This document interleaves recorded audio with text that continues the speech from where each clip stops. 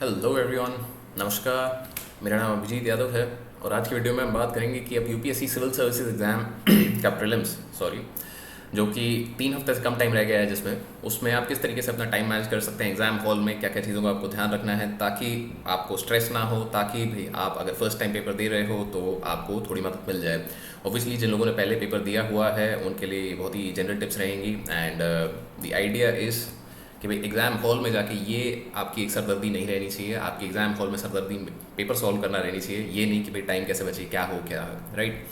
So before we begin, ये मेरे बारे में कुछ बेसिक जानकारी है। जो लोग मुझसे पहली बार मिल रहे हैं वो ऐसे देख सकते हैं एंड अगर आप चाहते हैं मैं किसी टॉपिक पर वीडियो बनाऊँ तो आप नीचे कमेंट्स में या ट्विटर या इंस्टाग्राम पे भी मुझे उस बारे में बता सकते हैं, राइट। सो अगेन डिस्क्लेमर कि this is very general information. If you have given the paper before, अगर आपने पेपर पहले दिया हुआ है तो इसमें बहुत ज़्यादा आपको टाइम नहीं मिलेगा। आई वुड रिकमेंड कि भाई ये बंद करो और जाके पढ़ाई करो। जो फर्स्ट टाइमर्स हैं उनके लिए सबसे पहली एक टिप कि भाई एनालॉग वॉच एक लेके जाइए, क्योंकि डिजिटल वॉचेस अलाउड नहीं है पेपर में। डिजिटल वॉचेस जो हैं, किसी भी प्रकार की डिजिटल वॉचेस अलाउड नहीं होती हैं एंड कभी कभार क्या होता है, जनरली व्हाट हैपेंस इज कि आपके एग्जाम हॉल में सामने दीवार पे घड़ी होगी most of the time, but कभी कभार नहीं होती। So in that case don't stress out, ये कोई इशू नहीं है। एक एनालॉग वॉच लेके चले जाइए। अगर आप एनालॉग वॉच नहीं भी लेके जाते हैं तो at any time you can ask the invigilator कि भाई टाइम कितना रह गया, क्या हो गया। उसके अलावा हाफ टाइम मतलब 1 घंटा होने पे एक घंटी बजेगी सेंटर में जो कि बताएगी कि भाई हाफ टाइम हो चुका है। This will happen for both paper 1 and paper 2 and then there will be another bell for 5 minutes left. तो ये 2 घंटियाँ आपको बजेंगी पेपर में, 1 at half time and 1 at 5 minutes left. इसके साथ साथ आई वुड रिकमेंड कि अगर आप एक घड़ी लेके जाते हैं so this will be beneficial, ताकि आपको भी दिखता रहेगा कि भाई कितना टाइम हो गया, कैसे रहा, क्या चीज़ें चल रही हैं, राइट। सेकंड टिप, तो ये कई बार मैंने देखा है कि भाई प्रीलिम्स में जब बैठे होते हैं तो लोग थोड़ी हड़बड़ाहट में होते हैं कि नहीं सर आप अटेंडेंस पहले भरवा लीजिए, या अटेंडेंस में टाइम लगेगा, टाइम वेस्ट होगा। ऐसे ये पैनिक करने की कोई ज़रूरत नहीं है। It only takes 2 minutes to fill the attendance form and इधर फोकस और अटेंशन के साथ इस चीज़ को करिएगा। क्योंकि अटेंडेंस फॉर्म अगर आप गलत फिल कर देते हो तो भाई उससे बड़ी फन चीज़ कोई पेपर में हो नहीं सकती है, right. But the idea is कि पैनिक करने की कोई ज़रूरत नहीं है। ये 2 मिनट कहीं मतलब कुछ फ़र्क नहीं पड़ेगा इससे। जब भी इन्विजिलेटर आपके पास आए तब भर देना अटेंडेंस। टेंशन लेने की ज़रूरत नहीं है कि भाई टाइम वेस्ट हो गया, ऐसा हो गया, वैसा हो गया, फ्लो टूट गया। 2 मिनट की बात है, साइन करना है, 2-4 बबल भरने हैं, हो जाएगा।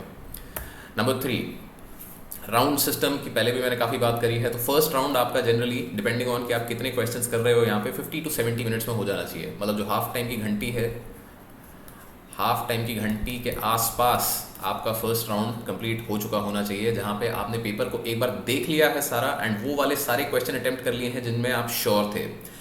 फर्स्ट राउंड में सिर्फ और सिर्फ वही क्वेश्चन हम कर रहे हैं जिनमें हम बिल्कुल ही श्योर है, एलिमिनेशन वगैरह कुछ भी कहीं भी हो रहा है। सो दोस्त come in round 2 and 3। Then obviously round 2 में आप 30 से 40 मिनट लेंगे। अगर 70 मिनट यहाँ लगते हैं, 40 मिनट यहाँ लगते हैं, तो राउंड 3 के लिए आपके पास 10 ही मिनट बचते हैं, विच इज़ ऑल्सो फाइन। क्योंकि राउंड 3 में हम सिर्फ उस टाइप के क्वेश्चन करते हैं जो मतलब तुक्केबाजी कर रहे हैं या भी कुछ इधर उधर से आगे पीछे क्वेश्चन से पता चल गया एंड एक्स्ट्रा इन्फॉर्मेशन जो हमें पहले नहीं थी बाद में मिली है। सो राउंड 3 में only remaining round 1 should be half 50% of your time spend during the exam, right. तो ये बहुत ही एक सिंपल सी चीज़ है कि हाफ टाइम की जब घंटी है तो उसके आसपास आपका एक राउंड पूरा हो जाना चाहिए।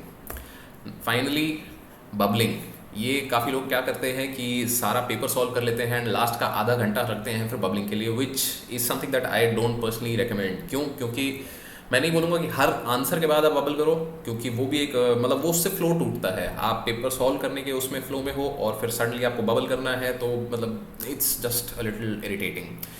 I would recommend every 4-5 questions के बाद, फॉर इंस्टेंस प्रीलिम्स के पेपर में हर पेज पे, आप हिंदी मीडियम से दे रहे हैं पेपर या इंग्लिश मीडियम से दे रहे हैं, फ़र्क नहीं पड़ता, हर पेज पे 4 से 5 सवाल होंगे।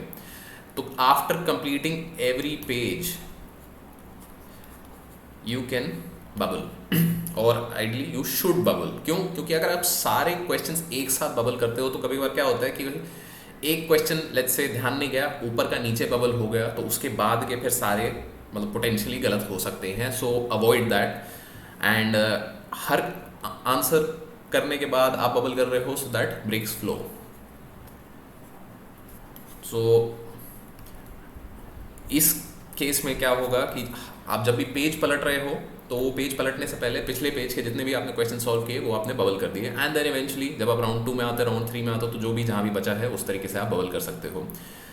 आइडिया यहाँ पे ये है कि भाई हमें फ्लो भी मेंटेन करना है and we also don't want to leave it for last.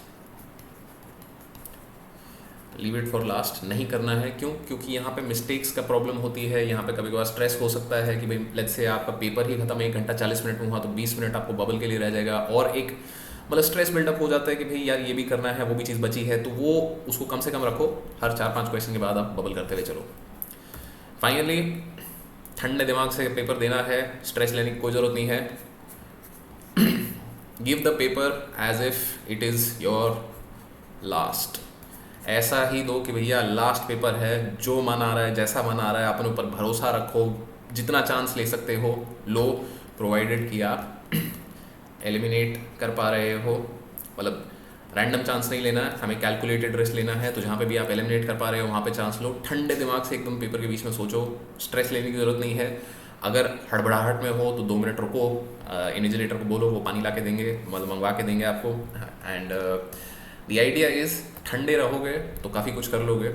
अगर वहीं पे हड़बड़ाहट हो गई पेपर के बीच में, so it's very difficult to regain composure, and फिर ऑब्वियसली हड़बड़ाहट एक बार हो जाती है तो उसके बाद फिर it's easy to lose marks, it's easy to lose confidence. जो चीज़ें आपको आती भी हैं वो भी शायद गलत हो जाएं, तो let's avoid that. So best of luck for all of you who are appearing for prelims 2021 and मचा के आना।